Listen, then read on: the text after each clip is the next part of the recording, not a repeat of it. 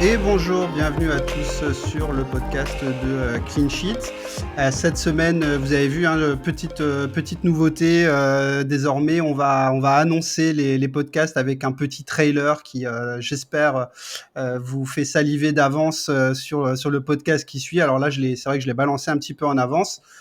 Donc vous le savez, aujourd'hui, on va parler du Betis Séville, un club qui me fait plaisir de revoir un peu en haut de l'affiche, hein, puisque le club a gagné la Coupe du Roi l'année dernière. Il se passe des choses vraiment très intéressantes du côté de l'Andalousie. Et j'ai avec moi Maxi qui bosse sur Foot Mercato et qui est bien connu dans la communauté Liga française. Salut Maxi, comment tu vas? Bah écoute, ça va très bien. Déjà, merci beaucoup pour l'invitation, ça fait plaisir. Bah, merci à toi d'avoir accepté. Je remercie encore Dorian d'Observatoire FCB, de Fouria Liga et accessoirement un Alsacien, donc une personne de qualité qui nous a mis en relation. Moi, je suis super content de t'avoir parce que bah voilà, Dorian, comme je te disais, m'a conseillé de te parler. Et puis, ben, quand on regarde un petit peu ton CV et ce que tu produis depuis quelques années, bah, c'est quand même plutôt intéressant. Enfin, moi, j'étais assez agréablement surpris quand j'ai vu tous les articles que tu produisais. Donc, je disais, toi, tu es spécialisé sur le football espagnol pour Foot Mercato. Si je dis pas de conneries, tu as aussi travaillé, Ça. tu as écrit aussi pour Furia Liga et pour un site qui s'appelle Web Football Club.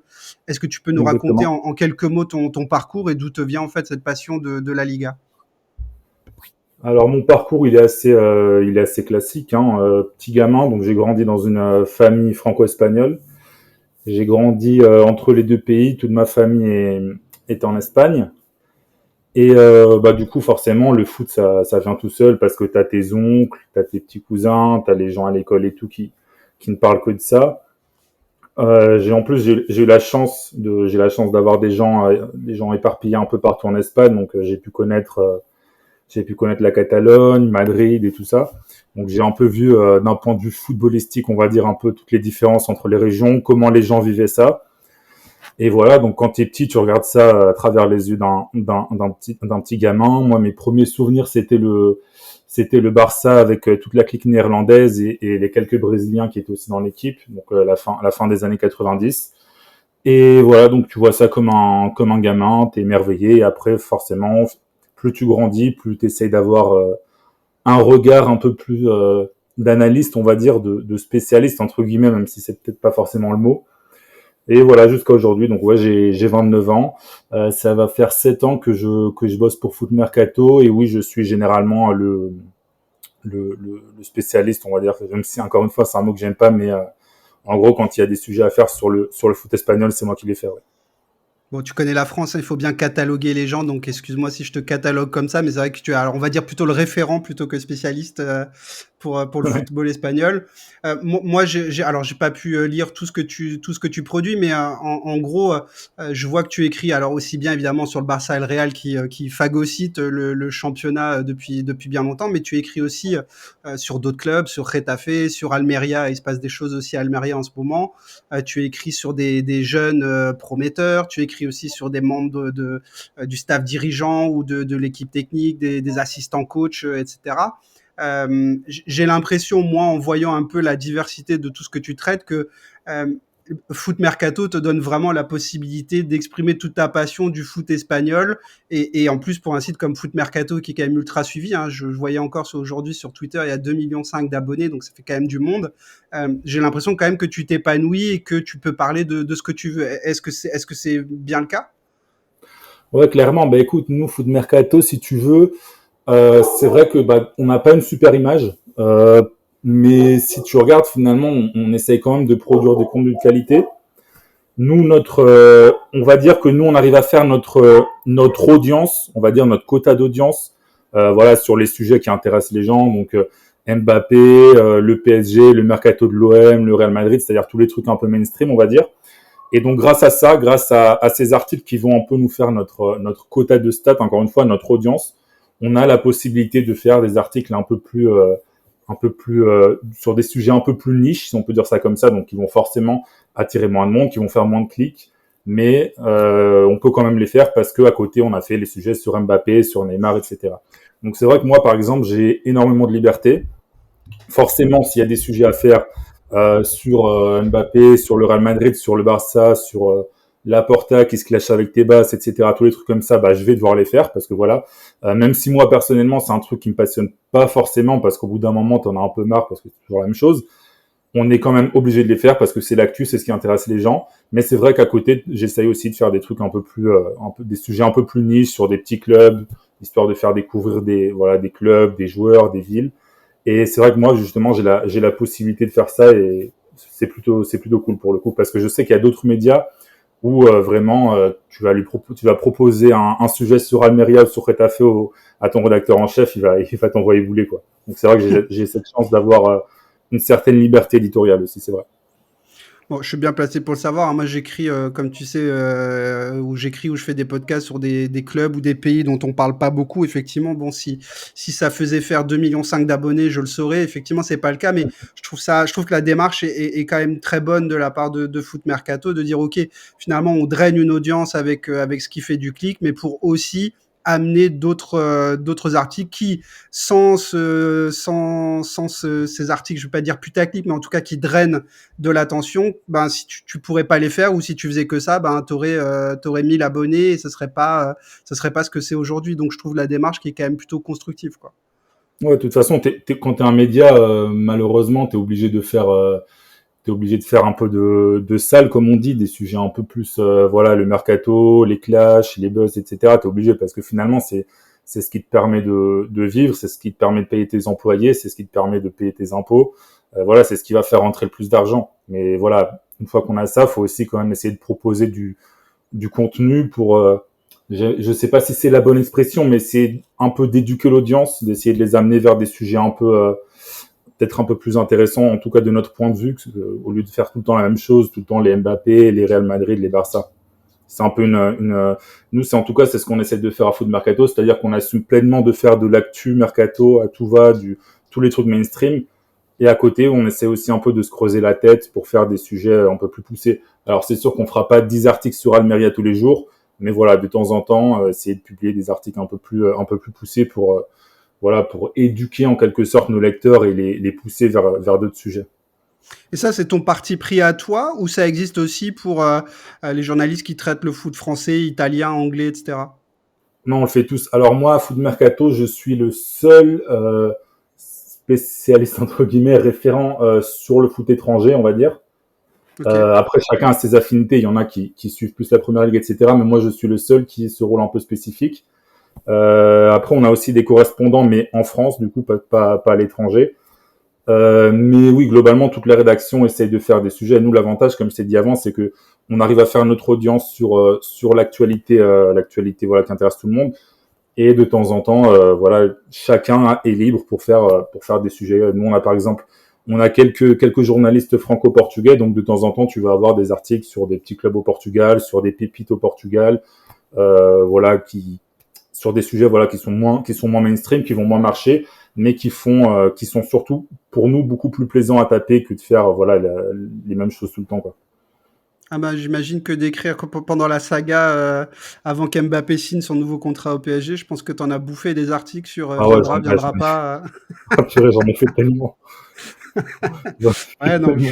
je pense que ça te libère aussi de parler d'Almeria et de Retafe dans ces Ouais, voilà, moments-là, quoi. c'est ça aussi, c'est ça aussi. Bah écoute, du coup, comme dit, aujourd'hui, on va parler du Betis Séville. Je voulais juste dire en préambule, et je remettrai le lien une fois que j'aurai posté le podcast, mais je vous invite aussi à écouter le podcast de 11e art qui avait dédié aussi une émission au Betis, plus dans la partie historique, sociologique, qui est vraiment intéressante. Donc le podcast était sorti le 18 février de cette année, il me semble. Oui, de cette année, et je vous remettrai le lien une fois que j'aurai publié celui-ci. On va aussi commencer par un tout petit peu d'histoire, pas trop parce que voilà, moi c'est pas l'angle que j'aborde de manière générale, n'étant moi-même déjà pas très doué en histoire, mais juste pour poser un peu les bases. Donc le Betis Séville est un club qui a été fondé alors 1907-1908, selon les sources, la date peut varier. Si j'ai bien compris, c'est quand même un club qui est de base un peu spécial. C'est-à-dire que de ce que j'ai lu, c'est le club qui a le plus fait le yo-yo entre la première division et la seconde division. C'est le premier club qui a gagné la Copa del Rey dans l'Espagne démocratique post-franquiste. C'est l'un des deux seuls à avoir gagné, c'est l'un des deux seuls clubs espagnols à avoir gagné la D1, la D2, la D3. C'est l'équipe andalouse qui a marqué le plus de points et le plus de buts sur une saison. Je crois que c'était dans les années 90 en première division. Bon voilà, ça fait un club qui est un peu spécial, qui a une identité un peu, je dirais, un peu marquée, malgré le fait que en termes de titres, ça soit assez famélique. Est-ce que tu peux nous présenter, alors de manière moins caricaturale que ça, un petit peu le club et potentiellement où il en est là depuis 2010, voilà, sur les 10-15 dernières années? Bah écoute, c'est un club qui est très instable. Comme tu l'as dit, c'est un club qui est habitué à faire l'ascenseur. C'est un club qui a connu l'Europe, qui a connu des relégations. Donc c'est vraiment un club très instable. C'est un club qui, sur le plan institutionnel et financier, a traversé plusieurs crises. Notamment, surtout la plus grosse, je pense que c'était dans les années 90 et dans les années 2000. Donc avec un président, l'Opéra, qui s'appelle l'Opéra, qui vous pourrez aller chercher. C'est un sacré personnage, on va dire, un peu folklorique, comme diraient certains. Voilà, c'est surtout l'instabilité. C'est un très gros club au niveau local. Moi, je le mettrais, on va dire, à la troisième marche, si on fait un classement historique des clubs espagnols. C'est-à-dire que la première marche, tu as les deux géants. Deuxième marche, tu as les Valence, Athletic et tout ça. Et ensuite, tu as le Betis, qui est un club qui pèse énormément en Espagne.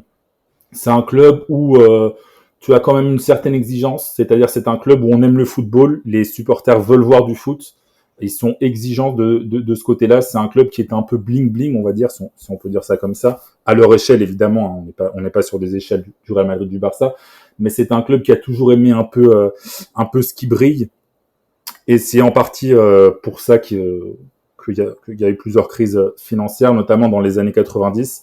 Je vais pas vous faire non plus toute l'histoire du football espagnol, mais en gros, dans les années 90, les clubs ont dû changer de statut juridique, ont été obligés de changer de statut juridique, donc se transformer en société anonyme sportive. Il me semble que ça n'existe pas en France, mais en Espagne, c'est un statut qui existe.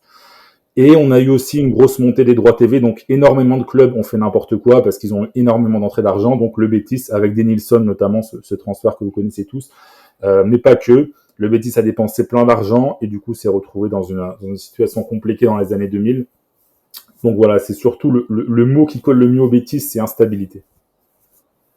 Ouais, c'est ce qu'on ressent. Et pourtant, ce qui est dingue, c'est que le Betis bénéficie quand même d'une fanbase, enfin de socios, d'un vivier de socios qui est incroyable, malgré encore une fois ce palmarès assez maigre. Hein. Je crois que c'est une Liga et deux Copa del Rey, un truc comme ça, si je dis pas de C'est ça, bêtises. il me semble. Je sais Enfin, plus au exactement plus pour haut les Copas, niveau. parce que Hein.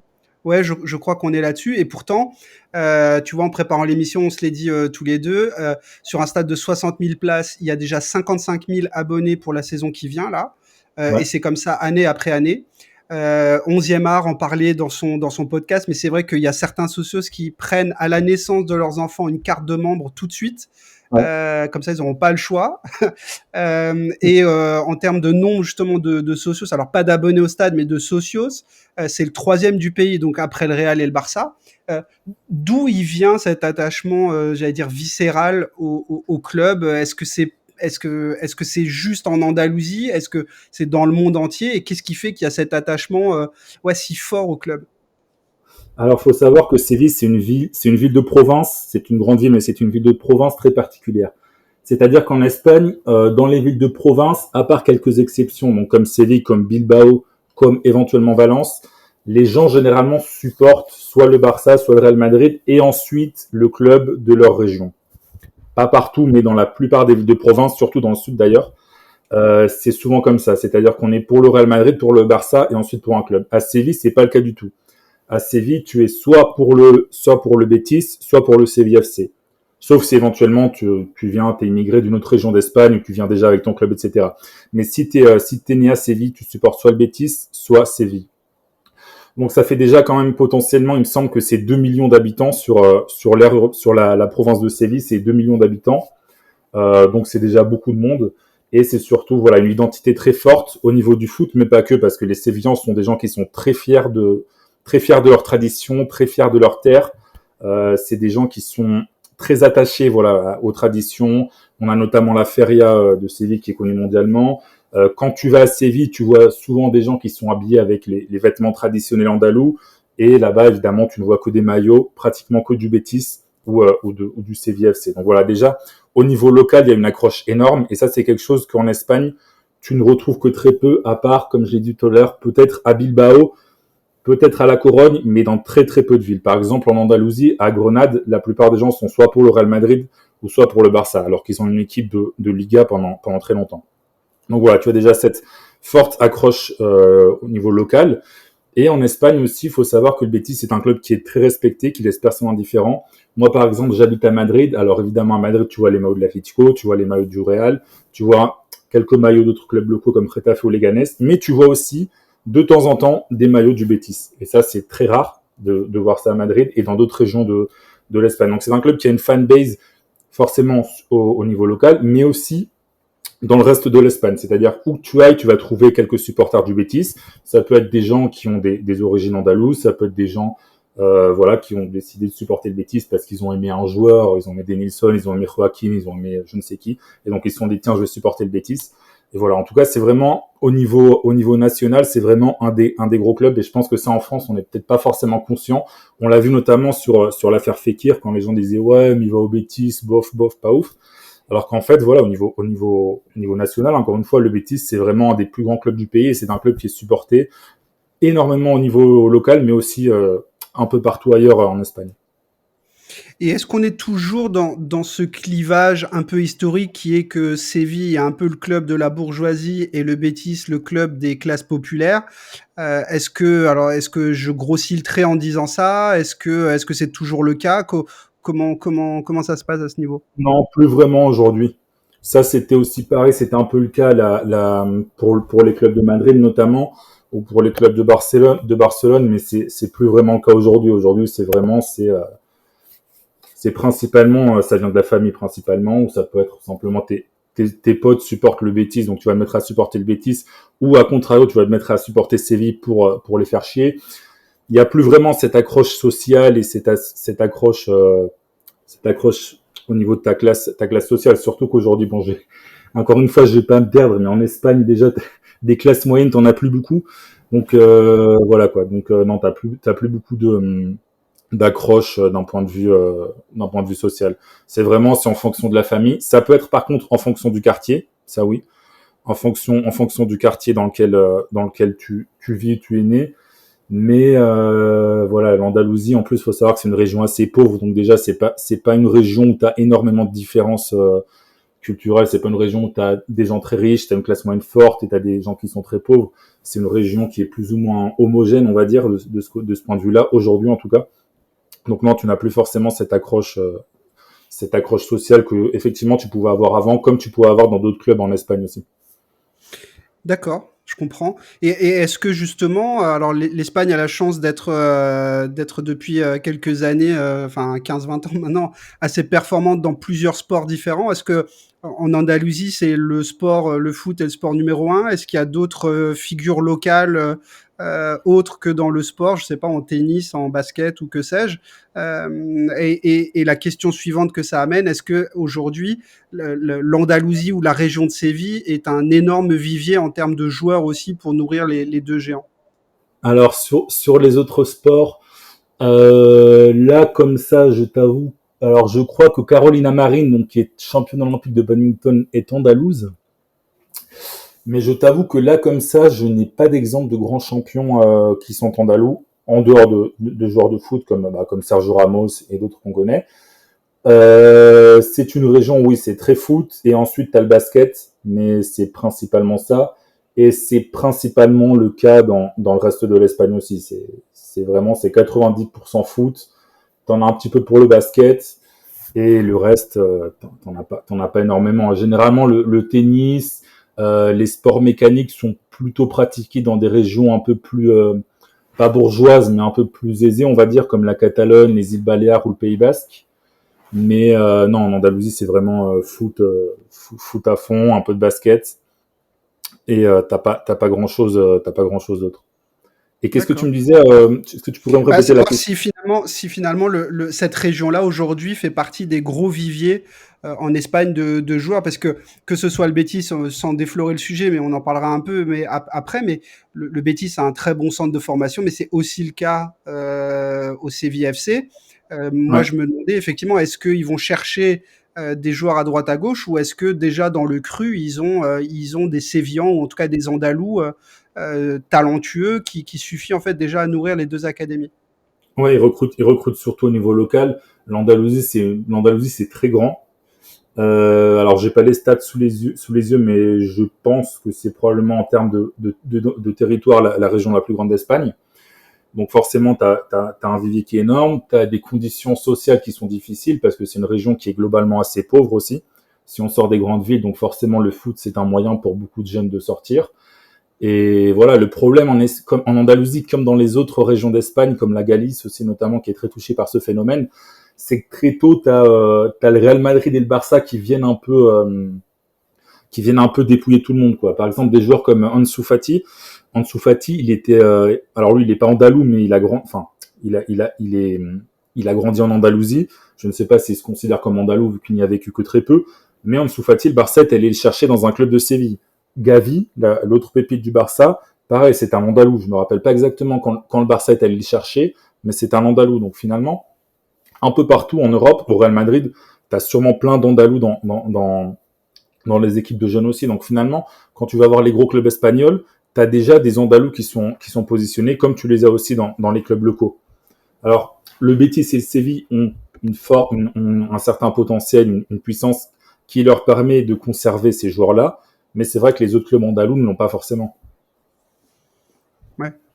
Ouais, ouais, mais effectivement, tu parlais de la Galice, mais c'est vrai que quand tu regardes, je lisais encore un de tes articles, je sais plus, un petit jeune pareil qui avait à peine performé, voilà, le Real est tout de suite dessus. Enfin voilà, dans les catégories de jeunes, tout ce qu'ils peuvent rafler, mais que ce soit le Real ou le Barça d'ailleurs, tout ce qu'ils peuvent rafler, ils le font. Le Real est allé chercher un jeune du Celta qui, je sais plus s'il avait 13 ou 14 ans. Et ça avait fait une certaine polémique en Espagne, là, il y a pas très longtemps, il y a quelques mois. Mais bon, c'est super fréquent, quoi. Généralement, c'est vrai que le Barça, le Real, dans une moindre mesure, l'Atlético et même Villarreal qui est pas un si gros club que ça, on va dire, mais qui a un réseau de recrutement de jeunes énorme à travers l'Espagne. Ces quatre clubs, généralement, on a tendance d'aller un peu dépouiller. Alors, dépouiller, c'est un mot un peu négatif, mais d'aller faire leurs courses un peu partout en Espagne chez les équipes de jeunes. Donc c'est vrai qu'après tu te retrouves au Barça, au Real avec des jeunes qui sont pas forcément soit catalans soit madrilènes, mais qui viennent de toute l'Espagne. Et donc forcément tu as aussi beaucoup d'Andalous dans le lot. D'accord. OK, bah, pour revenir, maintenant, plus à la situation, on va dire, actuelle ou très récente, du Betis. Donc le club est remonté en Liga en 2015. Il a alterné, des choses plutôt bonnes, hein, avec une sixième place sur la saison 2017-2018. Des saisons plus moyennes, sur la saison, 2015-2016, 2018-2019, ils finissent dixième, donc ventre mou, et du carrément tangent en 2016-2017 avec une 15e place. Moi, j'avais un peu naïvement et sans connaître à fond le club, évidemment, depuis 2 ans, le club fait sixième et cinquième suite à l'arrivée d'Antonio Cordon, dont on va parler un tout petit peu après, mais tu me disais en préparant l'émission, en fait, non, Cordon poursuit un travail qui a été préparé par son prédécesseur, et Pellegrini sur le banc, pareil. Donc, est-ce que tu veux peut-être nous parler on va parler tout à l'heure de Pellegrini et de Cordon, mais est-ce que tu veux nous parler aussi de leurs prédécesseurs et voir comment ils ont posé les bases en fait de ce Betis nouveau qui retouche aux places européennes. Ouais, on va dire que le grand changement pour moi il se fait, on va dire, entre 2016 et 2018, où il y a une volonté d'être plus ambitieux à la fois en termes de recrutement, mais surtout dans le jeu. Donc, tu as Quique Sétienne qui arrive, Quique Sétienne qui, alors en France, il est connu parce qu'au Barça, ça s'est pas forcément bien passé, mais c'est un coach qui, avant d'être au Betis, c'était à Las Palmas et c'était vraiment du très beau football. C'était vraiment football spectacle. Alors évidemment, il y avait des défauts aussi, mais c'était un coach qui avait vraiment une belle cote en Espagne parce qu'il arrivait à faire des merveilles avec des effectifs assez limités. Et donc forcément, quand Quique Sétienne arrive, le Betis prend un peu une autre dimension. et retrouve un peu ce football joyeux, ce football très offensif. Et forcément, en Espagne en tout cas, quand tu joues très offensif, tu tapes dans l'œil des gens et forcément, c'est plus facile après pour aller chercher des joueurs d'un certain niveau. Par exemple, Fekir, on sait très bien que Fekir, il avait probablement dû voir des matchs du Betis des saisons d'avant. Il s'est dit, bah moi là-dedans, ça va bien fonctionner. Et en plus de Fekir, bah il y a des joueurs comme Canales aussi, qui est un profil un peu similaire, un joueur un petit peu fragile sur le plan physique, mais qui techniquement est monstrueux. Et voilà. Et donc peu à peu, le Betis avait réussi à construire un effectif, parce qu'en plus de ces deux joueurs-là, il y avait des joueurs comme William Carvalho qui sont arrivés. William Carvalho qui était quand même international portugais, joueur important de la sélection portugaise.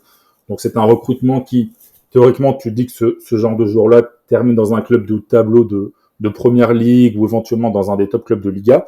Le Betis avait réussi à le recruter, avait aussi recruté Diego Lainez notamment. Alors après, ça s'est pas forcément bien passé vu qu'il a pas beaucoup joué, mais Diego Lainez qui était à l'époque un joueur très convoité. Et voilà, donc c'était surtout cette période pour moi entre 2016-2019 où tu as vraiment les bases de ce changement où on veut franchir un cap, passer dans une autre dimension en recrutant des joueurs d'un certain calibre, en plus généralement à des prix plutôt corrects.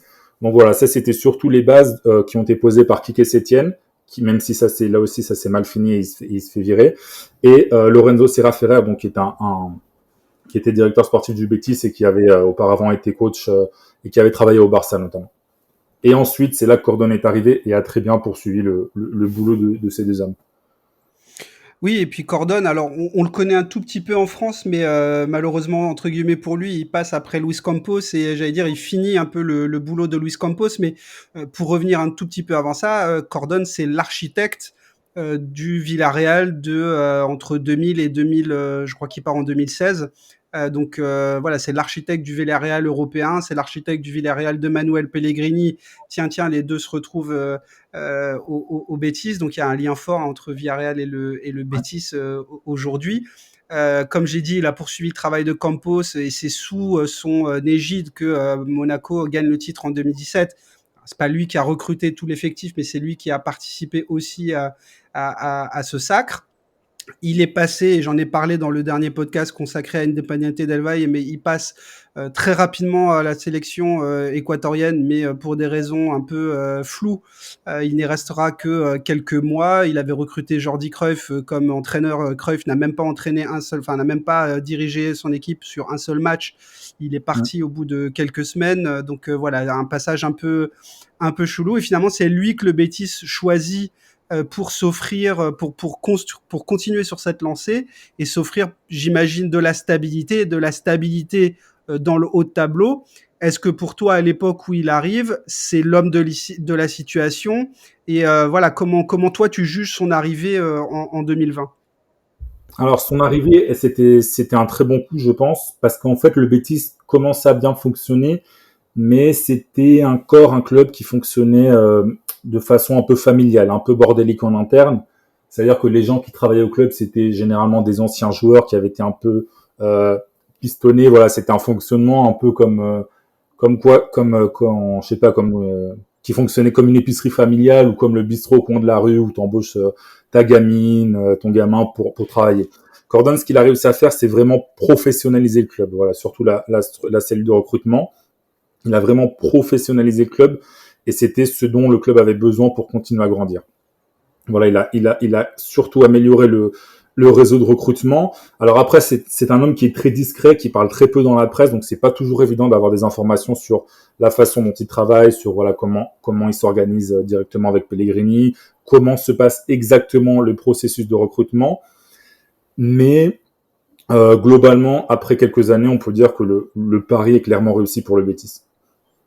Bah, c'est clair, on se penchera, puisque j'ai un expert foot mercato avec moi, donc forcément on parlera un peu de transfert un peu plus tard, mais enfin, il vient de Villarreal, il faut quand même se rappeler que Villarreal, c'est alors la ville de Villarreal, je crois que c'est pas une des plus petites villes d'Espagne, mais voilà, c'est une toute petite ville. Non, c'est Il clairement. a, Ouais, c'est ça. Donc, il a fait des miracles avec des bouts de chandelle. Hein. C'est vraiment le MacGyver, je pense, des directeurs sportifs en Espagne. C'est lui qui a formé aussi Pablo Ortells, qui est aujourd'hui en poste à Majorque et à qui j'avais consacré aussi un article. Je pense que le Betis le prend aussi pour sa capacité non pas à vivre dans le fast comme le club l'a connu auparavant, mais pour manœuvrer aussi un budget, en tout cas, soit plus serré, ou en tout cas d'être raisonnable avec un budget. Je connais pas le budget du Betis, mais en tout cas de ne pas dilapider, de ne pas faire de Denilson version 2.0, quoi. Non, de toute façon, ça, c'est hors de question. Surtout que maintenant, en Espagne, depuis quelques années, on a ce qui est, on va dire, l'équivalent du fair play financier. Donc, les clubs sont globalement très, comment dire, très contrôlés. Tu ne peux plus faire La masse n'importe quoi. salariale est encadrée, je crois, hein, c'est ça? Exactement la masse salariale.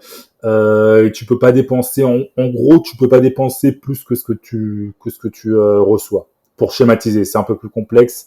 Mais en gros, Ça voilà, c'est marche pour aussi éviter. avec le Barça. Ça marche aussi avec le Barça ou pas? Parce que là, on est en pleine période de transfert. Ils sont en train de payer Rafinha 60 millions et ils veulent faire Lewandowski à 50 sans vendre. Bon, c'est une petite Surtout vanne, que mais le Barça est en train de vendre pas mal d'actifs. Donc, ils ont vendu un petit pourcentage de l'exploitation de leurs droits TV. Ils vont continuer à le ouais. faire. Donc, voilà. Ça, c'est forcément, évidemment, on sait très bien, c'est quand tu es un gros club, t'as un peu plus de liberté, on va dire. Voilà, ça on va l'apprendre à personne. Quand t'as un gros club, forcément, la Liga a besoin que le Barça ait des stars. Bah Donc, oui. globalement, euh, ils vont être moins sévères avec le Barça qu'avec d'autres clubs, ça c'est évident. Mais bon, globalement, euh, ce fair play financier-là t'empêche de faire des folies, voilà, tout simplement parce qu'on a eu énormément de clubs qui ont failli couler. Valence, par exemple, c'est ce qu'on disait. Valence, si c'était pas un gros club sur le point historique, Valence ce serait un club qui aurait disparu et qui aurait dû recommencer depuis la 5e ou la 6e division. Donc voilà.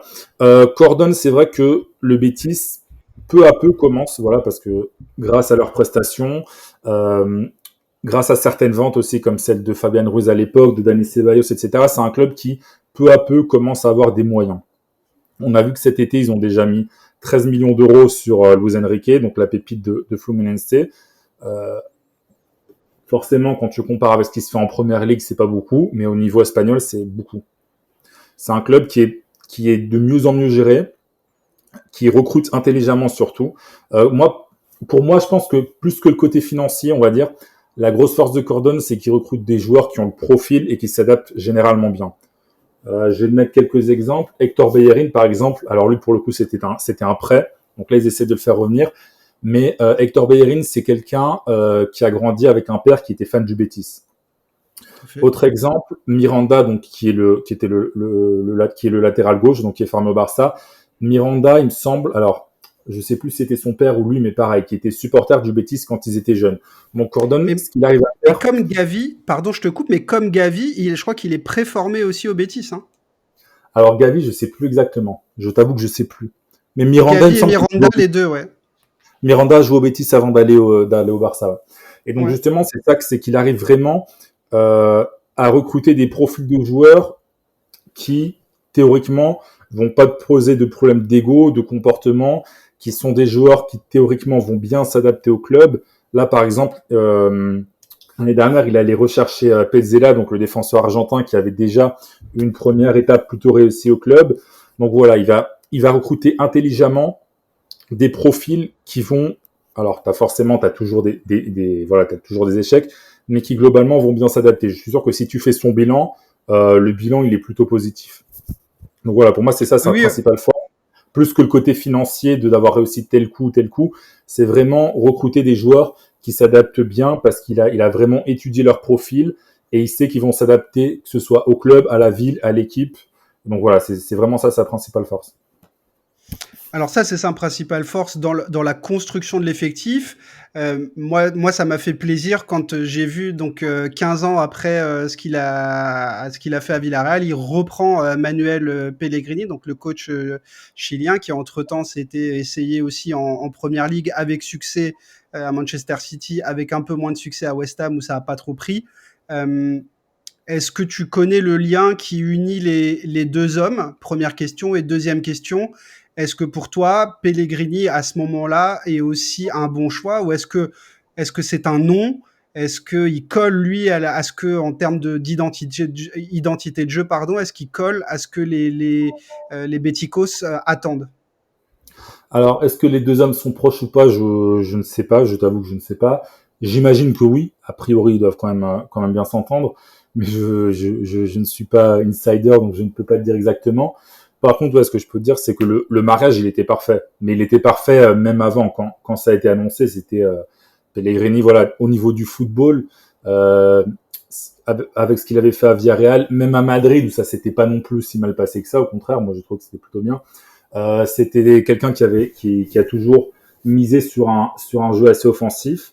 Et surtout, c'est quelqu'un qui arrive vraiment à exploiter du mieux possible les talents qu'il a dans l'équipe. Donc quand tu vois Fekir, quand tu vois Canales, quand tu vois tous ces joueurs, on parlera après notamment d'autres joueurs, notamment de Rodri Sanchez, le petit jeune. Tous ces joueurs-là, euh, ils arrivent vraiment à se développer du mieux possible avec Pellegrini. Je pense que c'est ça aussi sa principale force. C'est pas forcément quelqu'un qui sur le plan tactique va être exceptionnel, mais c'est quelqu'un qui va réussir à fédérer, à créer un groupe autour de lui et à convaincre ses joueurs et à réussir à exploiter leur potentiel du mieux possible. Et quand tu regardes les matchs du Betis, alors c'est quand tu compares avec le Betis de Quique Sétienne, c'est peut-être un peu moins offensif, ça reste quand même un peu plus prudent, on va dire, mais Peut-être plus c'est équilibré? plus équilibré. Voilà, c'était le mot idéal. Mais c'est clairement une des équipes qui joue le mieux en Espagne et même, je pense qu'on peut dire, celle qui joue le mieux avec la Real Sociedad. Ça se joue, je pense, entre les deux. Et justement, alors depuis que l'entraîneur chilien, donc surnommé l'ingénieur, hein, en référence à son premier métier, depuis qu'il est là, le Betis a fini d'abord sixième puis cinquième la saison dernière. Comme je le disais en introduction, ils ont remporté la Copa del Rey, hein, donc la Coupe d'Espagne. Est-ce que tu peux nous présenter, moi j'avoue, hein, je ne regarde pas beaucoup la Liga, en tout cas de moins en moins. Est-ce que tu peux nous expliquer un peu comment évolue ce Betis? Parce que moi, si je regarde juste l'effectif, sans regarder les matchs, j'ai la sensation d'une équipe assez créative. Alors, tu as parlé de Canales, hein, qui a un passage au Real un peu compliqué parce que son physique a fait qu'il n'a pas toujours pu, mais c'est un joueur, quand tu le regardes jouer, tu comprends ce que c'est le foot.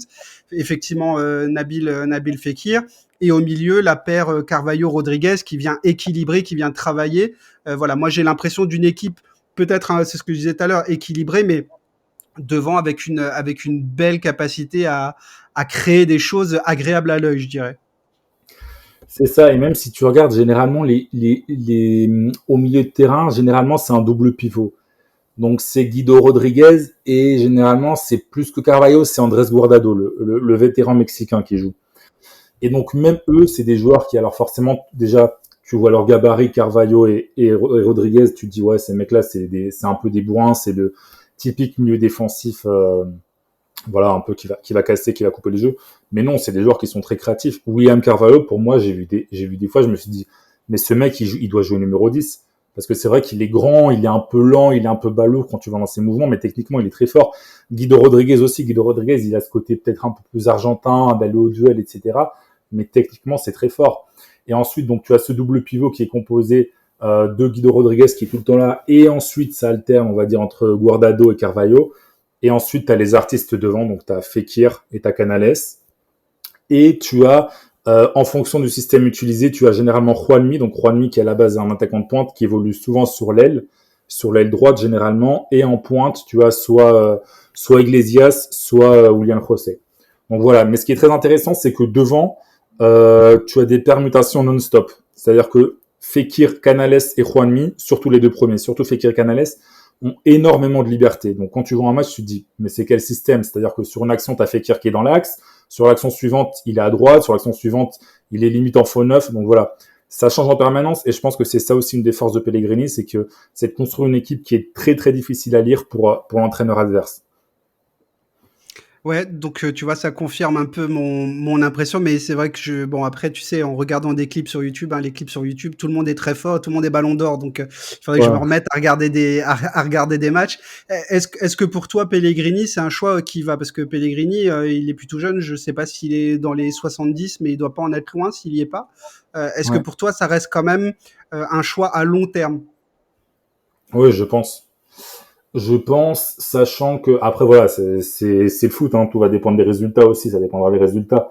Mais a priori, avec ce groupe-là, s'il conserve la base qu'il a actuellement dans le groupe, je pense que ça peut faire encore. Alors à long terme, ça dépend, ça fera probablement pas 10 saisons, mais encore 2-3 ans facilement, sachant qu'il a un groupe qui est globalement très bon, qu'il a aussi en quelque sorte façonné. Je pense que des joueurs comme Fekir, comme Canales, ils savent très bien que ils trouveront difficilement un autre club et un autre coach qui leur permettra d'être à ce niveau-là. Donc oui, moi je pense que ça va encore durer un moment. Après oui, tu as les considérations de l'âge, tu as les résultats surtout, c'est ça qui va être le plus important. Mais pour moi, si ça continue comme ça continuait là, si le Betis continue à jouer le haut de tableau, ouais, je pense que ça va continuer. En plus, Pellegrini, c'est un profil qui est facile à contenter. C'est pas un entraîneur qui va aller faire chez le directeur sportif. C'est pas un entraîneur qui bosse avec les agents, qui essaie de placer des joueurs de ses potes, etc. C'est quelqu'un qui est très simple. C'est quelqu'un qui est très sain. Et c'est pas quelqu'un qui va te faire des problèmes. C'est pas quelqu'un qui va aller te menacer dans la presse. Si on me ramène pas tel joueur, je vais me casser. Qui va essayer de jouer avec des intérêts d'autres clubs. Non, c'est quelqu'un qui est a priori, pour moi, ça va encore continuer. Il n'y a pas de raison pour que ça continue pas. D'accord. Et bon, compliqué aussi de faire un podcast sur le Betis sans parler du cas de Joaquin. Je le voyais pas faire une carrière aussi longue, honnêtement. Je me souviens de ses débuts tonitruants. Je me souviens que tous les clubs de la planète le voulaient. Il avait choisi Valence à l'époque. Il était ensuite parti à Malaga, dans ce Malaga qui avait excité aussi un peu toute l'Europe. Une petite parenthèse en Italie du côté de la Fiorentina et il est de retour dans son club de cœur. Il vient de prolonger pour je ne sais pas si ça sera sa dernière saison. En tout cas, lui, il va avoir 40 ans. Euh, Ouais. j'ai l'impression, alors j'ai l'impression comme ça que c'est une espèce de figure tutélaire pour tout le Betis, peut-être pour les jeunes aussi. C'est quoi aujourd'hui l'impact d'un joueur comme Joaquin? Est-ce qu'il joue beaucoup sur le terrain? Est-ce que c'est pas ça qu'on attend de lui? C'est quoi aujourd'hui le rôle d'un joueur comme ça dans un club comme le Betis? Non, c'est un joueur qui est très utile. Hein. C'est un joueur qui apporte encore pas mal à l'équipe. Alors, évidemment, pas en tant que titulaire. C'est un joueur que forcément, c'est un ailier. Donc, avec le temps, il a un peu perdu les qualités physiques dont on a besoin un ailier, l'explosivité, la vitesse, l'accélération, etc. Mais on l'a vu notamment jouer parfois en tant que milieu de terrain axial. Et c'était plutôt pas mal. Alors forcément, voilà, c'est pas un joueur que tu vas mettre titulaire à tous les matchs, mais c'est quelqu'un qui peut te faire des différences. C'est un joueur qui a une très bonne frappe, qui a quand même un certain sens du but. Donc, en tant que joueur que tu fais entrer en deuxième période, c'est encore un joueur qui est très utile malgré son âge avancé. Et je pense aussi qu'il y a quand même un petit côté marketing, parce que Joaquin en Espagne, c'est une véritable star. C'est-à-dire que là, en ce moment, à la télé, il est dans 2 pubs différentes. C'est quelqu'un, ta mamie par exemple, elle regarde pas le foot, mais Joaquin, elle l'a sûrement déjà vu dans une pub ou même dans une émission télé, parce que comme c'est un petit comique, donc c'est quelqu'un qui est bon client, donc il va dans les émissions un peu humoristiques, voilà, il va sur les plateaux télé. Donc je pense qu'aussi il y a un petit côté marketing. Le Betis, ça l'arrange beaucoup que Joaquin ait cette figure un peu de rockstar. Donc ça forcément, ça les incite aussi un peu à le conserver dans l'équipe, parce qu'en termes de marketing, c'est un mec comme Joaquin en plus, c'est un mec qui a aucune casserole, c'est un mec qui a aucun, il a jamais été impliqué dans quoi que ce soit de négatif. C'est quelqu'un que tout le monde aime, même les supporters des autres clubs l'apprécient. Donc voilà, c'est quelqu'un qui en tout cas, d'un point de vue public, est quelqu'un d'exceptionnel. Donc ouais, le Betis va le garder encore un petit moment. Et forcément, alors je ne sais pas évidemment parce que je ne suis pas dans le vestiaire, j'imagine qu'il doit aussi encadrer les petits jeunes qui arrivent. Et je pense qu'il continuera, quand il prendra sa retraite, il continuera sûrement dans le club, dans le staff, je ne sais pas exactement, mais l'histoire, elle va durer longtemps encore. Ouais, c'était la question suivante. Est-ce qu'on sait déjà s'il a s'il a quelque chose de prévu pour intégrer l'organigramme du club, que ce soit dans un rôle très opérationnel, c'est-à-dire coach chez les jeunes, responsable de la formation, ou plutôt dans les bureaux ou dans l'image, ambassadeur. Voilà, est-ce pour l'instant, il n'y a rien de défini, si je comprends bien. Non, il me semble pas, à moins que je sois passé à côté, mais non, il y a rien. Ce qui est sûr, c'est qu'il prendra sa retraite au Betis, ça c'est sûr, il partira pas ailleurs. Je pense qu'il tentera même pas une aventure en MLS ou dans un championnat un peu plus, un championnat des pays du Moyen-Orient. Non, je pense pas. Je pense qu'il va terminer au Betis. Et après voilà, bon après ça dépendra de ce qu'il veut. Hein. Je t'avoue qu'un mec comme Joaquin, quand j'y pense, je sais pas si ça fera un très bon coach parce que c'est le genre de mec qui à mon avis est pas mal déconneur, c'est un bon vivant aussi. Donc je ne sais pas, faudra voir. Ok. Il y a un sujet que tu as commencé à aborder tout à l'heure et tu as donné quelques noms, dont un, moi, dont je suis très, très, très fan, c'est Fabian Ruiz. Mais il faut rappeler, donc, on a touché, on a effleuré le sujet, mais c'est vrai que le Betis, c'est un gros club formateur. Donc, il y a évidemment Joaquin, dont on vient de parler, Fabian Ruiz, qui est un milieu soyeux de chez Soyeux, qui joue aujourd'hui à Naples.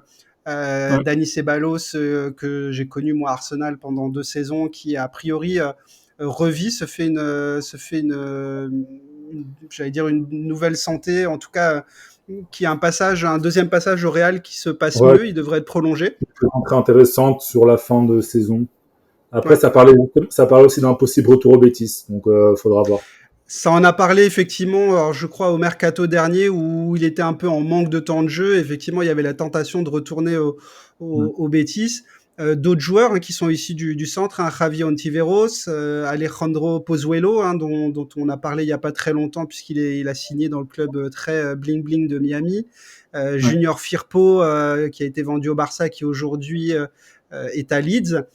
Et on en a touché un petit bout aussi, puisqu'effectivement, Gavi et Miranda ont été, alors je ne sais pas si on peut dire préformés ou passés par la cantera du Betis.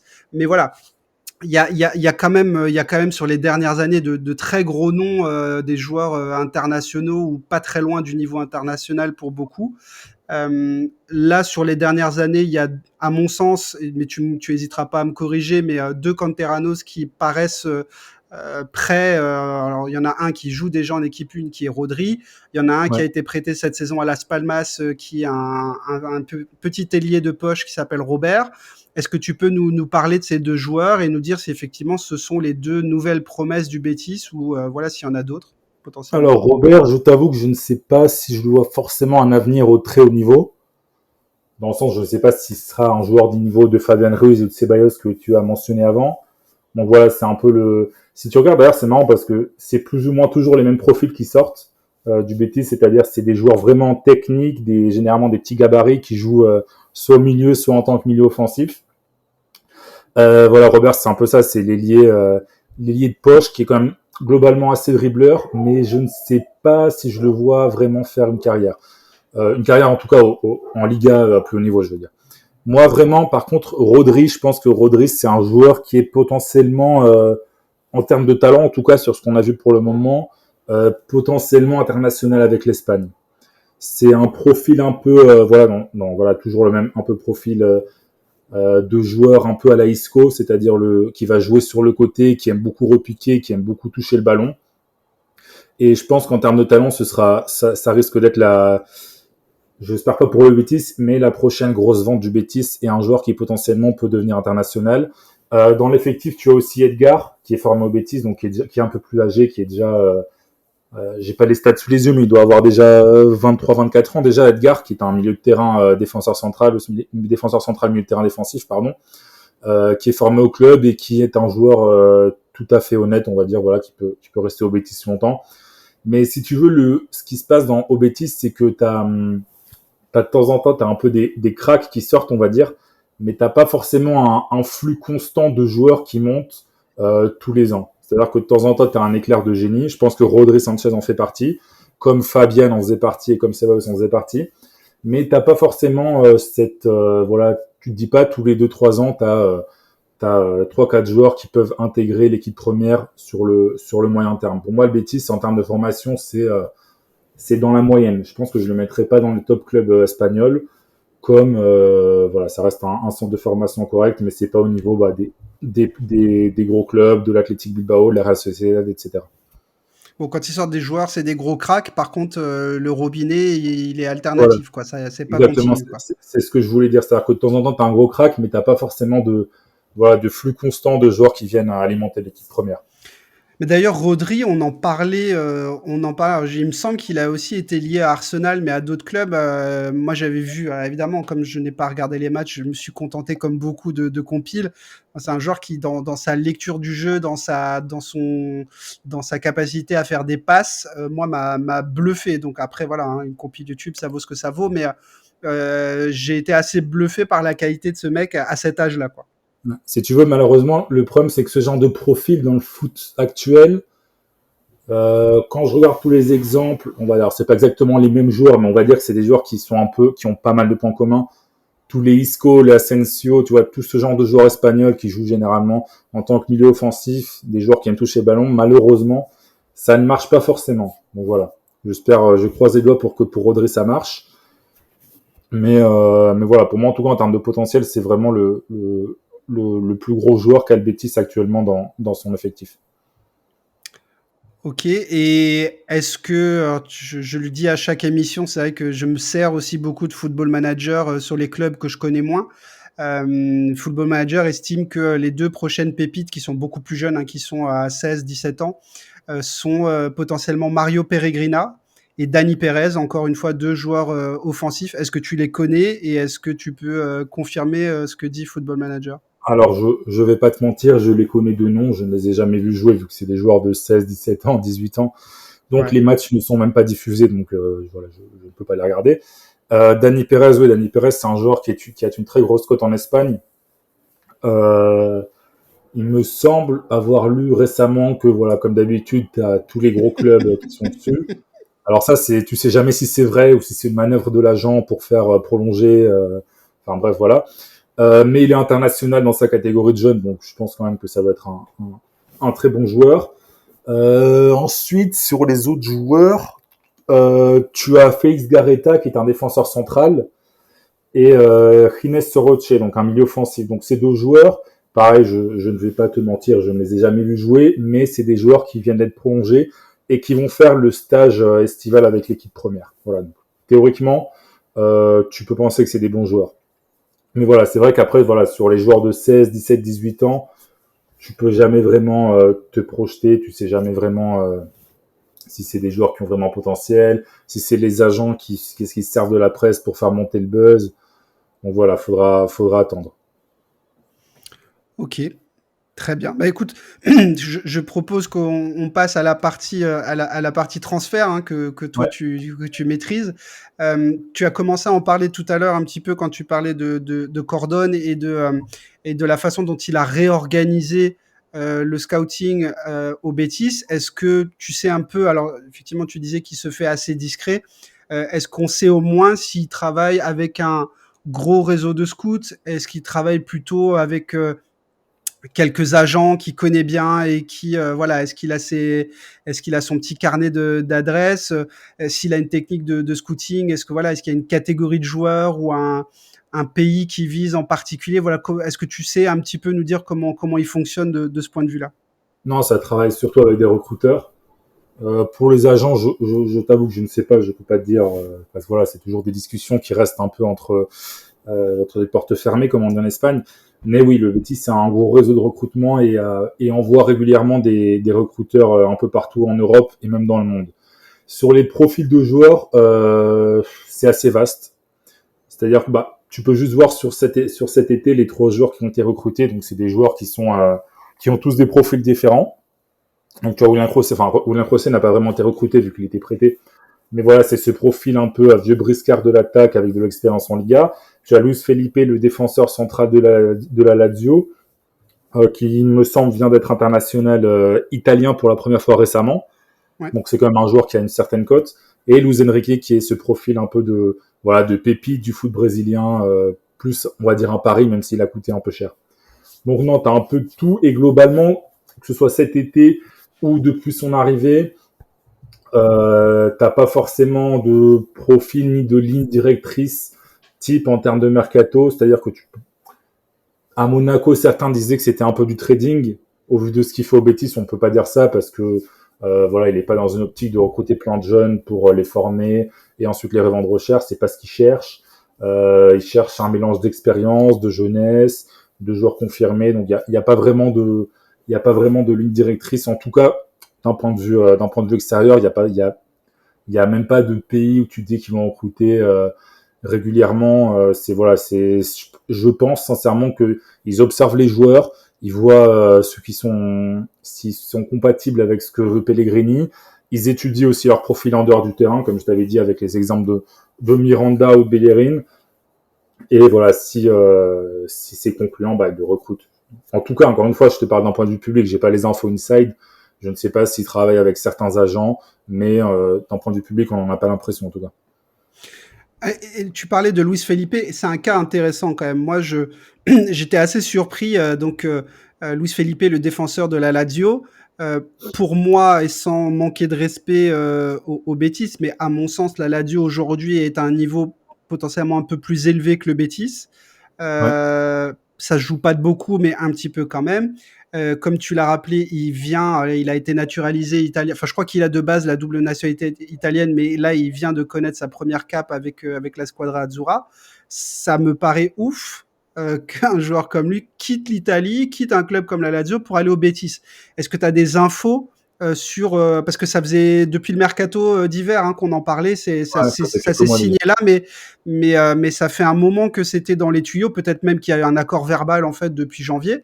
Mais comment en fait un club comme le Betis arrive à recruter alors c'est pas un ballon d'or, mais quand même c'est un joueur d'un beau calibre en plus gratuitement. Donc comment est-ce que tu as des infos sur ce dossier-là?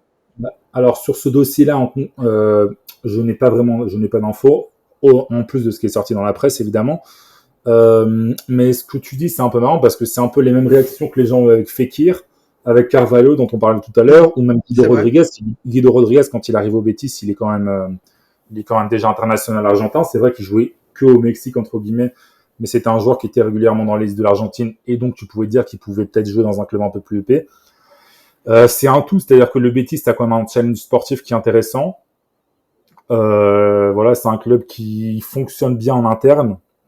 C'est un club qui est sain, c'est un club où tu sais que tu vas être vu aussi, parce que on va pas se mentir, un mec comme Luis Felipe, peut-être qu'il signe au Betis et il se dit dans 2-3 ans, si je suis bon au Betis, je peux signer dans un club un peu plus épais. Voilà, ça c'est évident.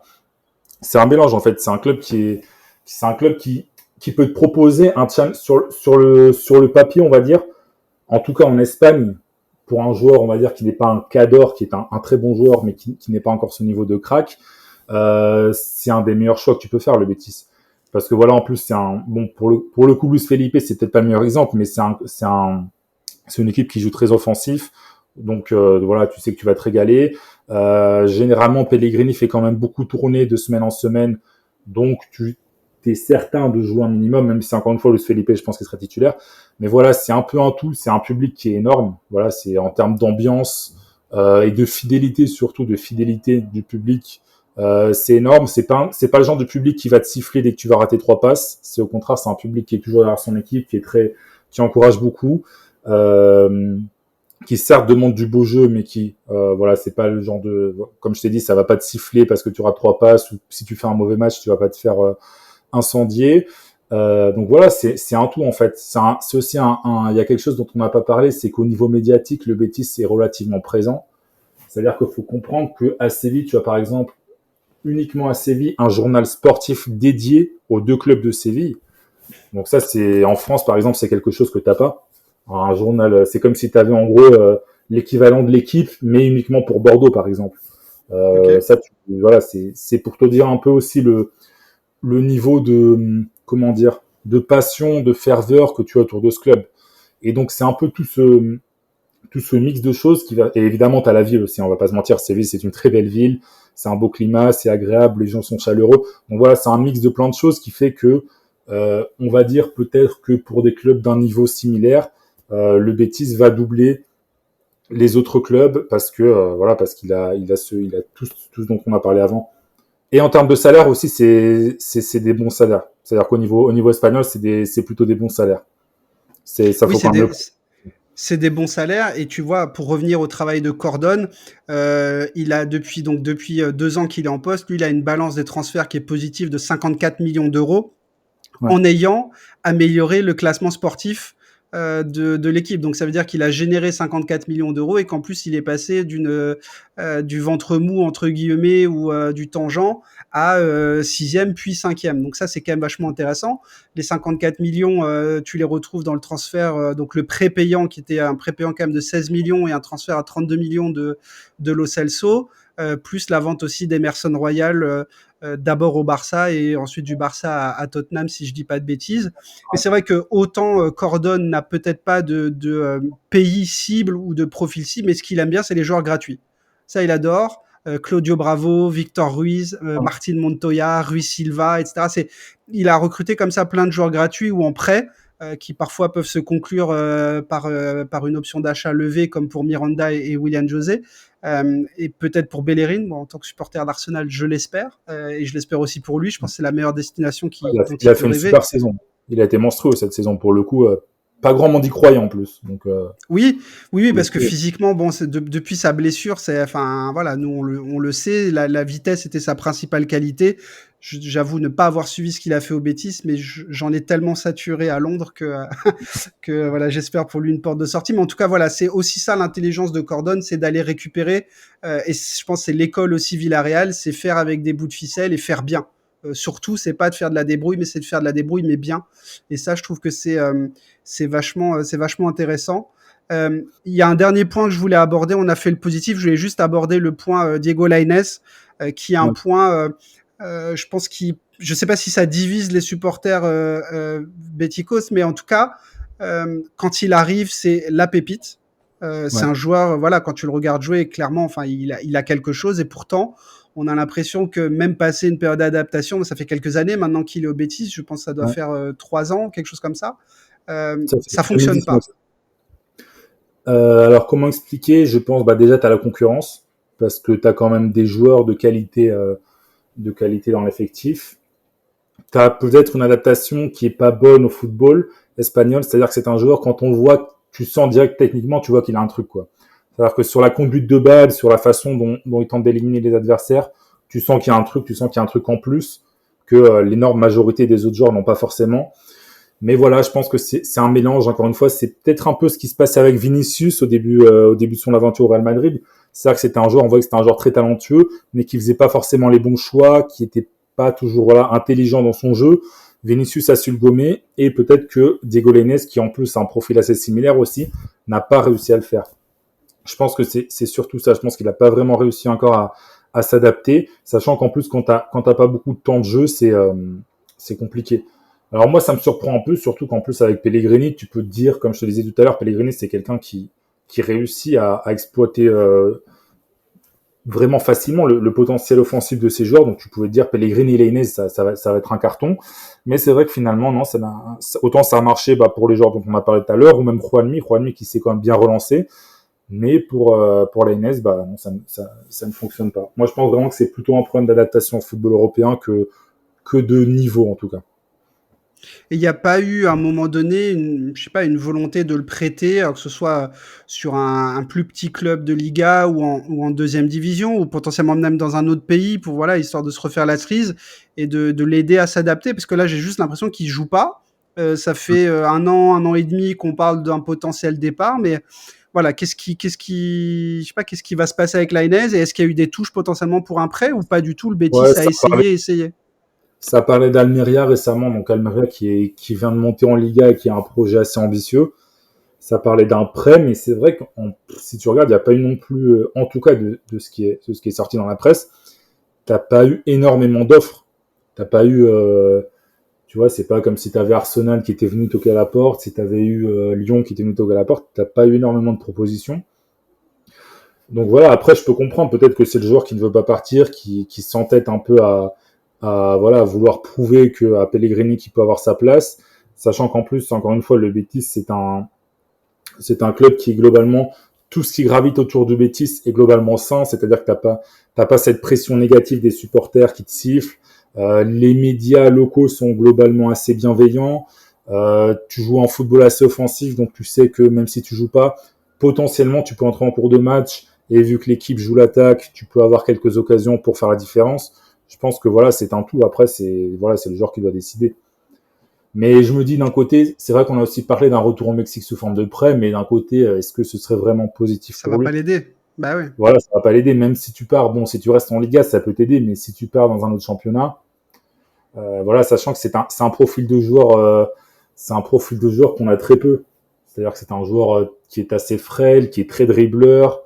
Voilà, c'est pas, je vais pas faire la caricature, mais c'est pas comme si c'était un milieu défensif bourrin qui peut plus ou moins jouer pareil, que ce soit en Italie, en Angleterre ou en Espagne, tu vois. C'est un Ouais, joueur que tu clairement. dois un peu choyer en plus. Donc voilà, c'est pas évident. Et pour moi, je pense que c'est la plus grosse déception du Betis ces dernières années, clairement. Vu la hype qu'il y avait autour quand il est arrivé, c'est clairement la plus grosse déception. Ben, un petit gaucher qui vient d'un autre continent, effectivement, ça rappelle parfois des choses, voilà, à certains. Mais c'est vrai qu'il est venu aussi avec cette étiquette. Peut-être que c'est ça aussi qui lui a mis cette pression. C'est-à-dire qu'en fait, il vient quand même avec l'étiquette d'une grosse pépite. Dans mon souvenir, il coûte pas très cher. J'ai plus le prix en tête, mais c'est pas non plus, voilà, c'est pas le transfert du siècle. Mais peut-être qu'il y a, voilà, il y a cette somme à absorber. J'avais dédié en fait un podcast aussi au football mexicain. Et c'est vrai qu'on expliquait avec Axel et Clément, que je salue d'ailleurs, que en fait les joueurs mexicains ben n'ont pas forcément tendance à beaucoup partir en Europe. C'est-à-dire qu'en fait le Mexique est dans le championnat mexicain, les clubs payent très bien et donc il n'y a pas forcément ce besoin de s'exporter et donc il n'y a pas cette culture peut-être de l'adaptation que peuvent avoir les Argentins, les Brésiliens, tu vois. Donc je sais pas si ça peut jouer ça aussi. Ouais, clairement, mais de toute façon, en Liga, si tu regardes les joueurs mexicains qui ont réussi ces dernières années, c'est pratiquement tous des joueurs de profil défensif. C'est-à-dire, bah, tu as Andrés Guardado du Betis déjà, qui est un joueur, Ouais. voilà, milieu de terrain défensif. Alors, c'est pas un peintre, hein, c'est quelqu'un qui a du ballon, mais c'est Qui un jouait joueur plus qui haut sur le terrain à l'époque, hein. ouais, Il jouait milieu, ailier il milieu, jouait hein. ailier même. À Valence, il jouait ailier, je me rappelle. Mais Ouais. voilà, c'est un joueur qui ces dernières années s'est positionné dans un rôle plutôt défensif. Tu as Hector Herrera qui à l'Atlético a fait pas mal de bons matchs, qui a pas été indiscutable, mais qui a été utile quand Simeone a fait appel à lui. Tu as Hector Moreno, le défenseur, qui était à l'Espagnol pendant un bon moment, pendant qu'il était à l'Espagnol, une des références. Tu as qui? Tu as Rafa Reyes Marquez, aussi. évidemment. Ouais, Rafa Marquez, il y a déjà un petit moment aussi, ouais. Ouais. Reyes aussi, un défenseur mexicain qui était passé par l'Espagnol. Donc c'est vrai que si tu regardes, t'as pas énormément de joueurs offensifs mexicains qui ont brillé en Espagne. Tu as Chicharito, Real Madrid, qui a rendu quelques services en tant que remplaçant, mais voilà. Après, peut-être que j'ai une connerie et que j'oublie un mec qui a marqué 30 buts en une saison, mais j'ai pas l'impression qu'on ait Non, eu mais ce qui est étonnant, énormément tu vois, de ce qui est justice. étonnant, c'est que tu nous dis en fait que le contexte, en fait, il est Ouais, positif, ouais, le bienveillant, qu'il y a de la contexte. patience, que Pellegrini en fait donne presque un blanc-seing à ses attaquants, enfin en tout cas à ses milieux offensifs créatifs pour qu'ils dézonent, pour qu'ils fassent en fait appel plus à leur instinct qu'à un positionnement Ouais, c'est ça. défini sur le terrain. Il a un compatriote en la personne de Guardado qui en plus est, je sais pas s'il est capitaine, vice-capitaine, enfin Guardado, c'est un joueur qui a 35-36 ans, qui a déjà pas mal bourlingué, voilà. Donc en fait, tout est entre guillemets, tous les feux sont au vert, et pourtant la NS n'y arrive pas. Donc ouais, c'est très étonnant. Bah, c'est le club idéal. Pour moi, c'est le club idéal pour te lancer quand tu es jeune. Avec la Real Sociedad aussi, dont on parlait tout à l'heure, qui sont un peu le Betis et la Real Sociedad, c'est deux clubs, on va dire, de bon niveau, mais qui te permettent plus ou moins de jouer sans trop de pression, dans un football offensif et avec un entourage plutôt bienveillant. Surtout qu'au Betis, tu avais Lo Celso, par exemple, qui est venu se relancer après son passage au Ouais. PSG. Très bien, qui s'est très bien relancé. Tu as Bellerin. Bon, Bellerin, c'est un peu différent. C'est pas un jeune qui vient se relancer, mais bon, c'est quand même un joueur qui était au fond du trou à Arsenal, qui arrive et en quelques mois, le mec, ça devient un des tollés de l'équipe. Donc voilà, ouais, c'est vraiment le contexte, en tout cas, il est idéal. Et moi, je te dis, un Diego Lainez, il va par exemple à Valence, il rate 3 dribbles, ça commence à siffler. Tu vois, donc c'est Mm. pour ça que moi, je me dis, partir, ouais, mais c'est vrai que le Betis, sur le papier, c'est le meilleur club où il peut être. Bon, bah écoute, la suite peut-être peut-être plus positive cette saison. On verra. De toute façon, il est encore très très jeune. Hein. Je pense qu'il doit avoir 22-23 ans Ouais. tout au plus. Donc, on verra cette saison si Pellegrini fait davantage appel à lui. Maxi, on arrive à la fin du podcast. Ça a été très riche. Le temps est passé bien vite en ta compagnie. Je te remercie de tout ce que tu as pu nous apporter. Je ne sais pas s'il y a l'un ou l'autre sujet voilà, que j'ai pas abordé ou sur lequel on est allé trop vite et tu voulais potentiellement encore faire une petite précision. Non, écoute, je pense qu'on a globalement plutôt bien résumé. Voilà, moi je conseille vraiment aux gens de regarder le Betis, de s'intéresser au Betis, pas uniquement ce qui se passe sur le terrain, mais un peu tout ce qu'il y a autour du club, donc c'est-à-dire la ville de Séville, qui est une ville magnifique. Si vous avez l'occasion d'y aller, d'aller voir un match du Betis, foncez. Euh, Surtout qu'en plus c'est pas une ville spécialement chère, donc c'est plutôt tout est plutôt bon marché, donc c'est vraiment quelque chose à faire d'aller voir un match du Betis ou même de club de Séville. Hein, on en parle pas, mais c'est un peu en termes de ferveur, c'est plus ou moins pareil, même s'il y a Après, des différences. Oh, après c'est au bien. stade, au Benito Villamarín, c'est compliqué parce que sur 60 000 places, il y a déjà Ouais, 55 000 socios, enfin 55 000 abonnés. Choper ouais. une place, ça va être compliqué. Hein. Après, tu as des supporters qui, par exemple, s'ils sont en vacances ou s'ils ont pas envie d'aller au stade, ils revendent leur place en fait. Ils revendent leur D'accord, place à des touristes ou à des gens ou à des supporters de l'équipe adverse, etc. d'accord. T'as jamais les 55 000 qui sont au stade en fait. Enfin, généralement. T'as Et plutôt sacré toujours. stade en plus. Hein. Ouais, il est vraiment beau. C'est une belle ville, c'est un super public. Donc voilà, si vous avez l'occasion d'y aller, allez-y.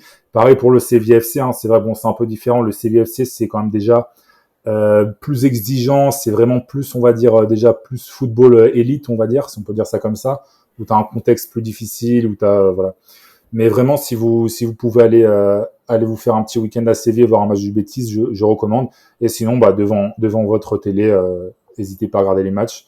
Ça joue vraiment bien. Fekir, si vous êtes fan de l'OL, Fekir se régale. Donc voilà, régalez-vous en le regardant jouer. Oui, parce que là, il joue et manifestement, en termes de physiquement, ça a l'air d'aller. Hein. Enfin, moi, j'avais un peu peur. Il avait raté son transfert à Liverpool en raison, voilà, de doute au sujet de son physique après une blessure. Ça a l'air de bien se passer au Betis. Ah ouais, ça se passe très bien. Mais en plus, tu sais que c'est une polémique qui est un peu récurrente en Espagne. J'avais fait un article dessus concernant la façon dont les arbitres ne protègent pas les joueurs de ballon, on va dire, les joueurs un peu techniques. Parce que Fekir était le joueur, en tout cas à un moment de la saison, je ne sais pas s'il a fini la saison comme ça, mais le joueur qui recevait le plus de fautes du championnat. Et en gros, du côté du Betis, on se plaignait que les défenseurs adverses allaient charcuter Fekir, comme dans les autres clubs, on se plaignait que à l'époque Neymar se faisait charcuter, etc. Donc ça a soulevé tout un débat autour des arbitres et de la façon dont ils doivent mieux protéger ces joueurs qui sont finalement généralement les joueurs qui nous donnent envie de regarder les matchs et qui font le spectacle et la beauté du championnat. Donc Fekir, il a été au cœur de tout ce débat autour de sa personne pendant toute la saison. Parce que c'est vrai qu'il reçoit, franchement, des fois, je me dis, c'est un miracle qu'il n'ait pas eu de grosses blessures parce que les défenseurs, je peux dire qu'ils y vont. C'est vrai que les gens, quand ils entendent Liga, ils se disent tiki-taka, jeu offensif, super, tout le monde va à l'attaque, etc. Mais la réalité, elle en est assez loin quand même. T'as beaucoup d'équipes qui jouent très dur, qui jouent très intense, des 4-4-2 avec des blocs très bas et des milieux de terrain ou des défenseurs qui n'hésitent pas à tacler et aller comme des bourrins. Donc pour un joueur comme Fekir, c'est pas toujours facile, mais il s'en sort très bien. Ok. Eh ben, écoute, merci de cette dernière précision. C'est vrai qu'on a passé une heure sans même beaucoup parler de Nabil Fekir, Ouais, mais il y avait tellement de choses à dire. Et puis voilà, l'idée c'était de bien présenter le club, son histoire et son fonctionnement. Voilà, pour voir Nabil Fekir, comme tu l'as précisé. Et ben, il faut allumer sa télé et regarder ça. Maxi, quels sont potentiellement tes projets là? Je pense qu'il y a à partir en vacances peut-être, mais pour la rentrée ou pour la fin d'année, voilà, est-ce que tu as des projets avec ou en dehors de Foot Mercato?